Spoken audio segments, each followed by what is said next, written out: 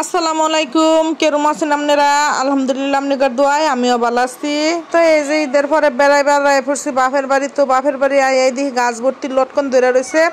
তো আয়া হেরা বিসমিল্লাহ কয়ে গাছেতে লটকনগুলো ছিটতাছে আর দেখে খুব খুশি হয়ে যেতেছি। মাশাল্লাহ, দেখেন কত লটকন আছে। তো আমার বাপে এমন কোনো ফল ফলাদি গাছ নাই যে লাগাই নাই, কি কমো সব ফল ফলাদি গাছ আমার বাপের বাড়িতে আছে। আর ওইদিকে দেখেন মেঘলা আকাশ, মানে চারদিকে কেমন জানি অন্ধকার হইতেছে, বৃষ্টি পড়বো। আর লটকনটা কিন্তু খাইতে খুবই সুস্বাদ লাগতেছে।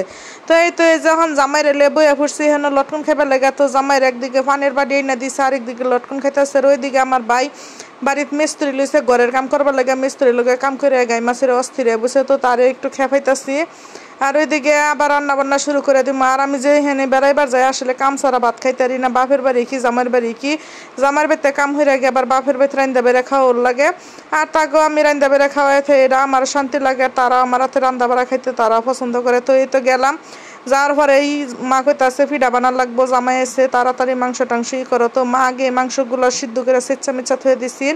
তো এই তো ফিডা সিডা বানাই যে জামাই রাজারে দিলাম, ডেক দইরা ধরেন খান। আমনেগর মতন সুখী কোনো বেড়া মানুষ আসেনি, মানে বেড়া মানুষের জীবনটাই সুখী। দেন শ্বশুর বাড়িগুলো হুইয়া বইয়া খাইলেও নিজের বাড়িতে হুইয়া বইয়া খায়, বেডি মানুষে খালি কাম কইরাই খাওয়ায়।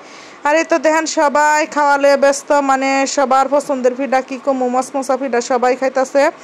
আর সবাই খাইয়া খুশি, আর আমি সবাই খাওয়াইয়া খুশি, আলহামদুলিল্লাহ। তো আজকের মতো এই পর্যন্তই, ভালো থাকবেন সবাই।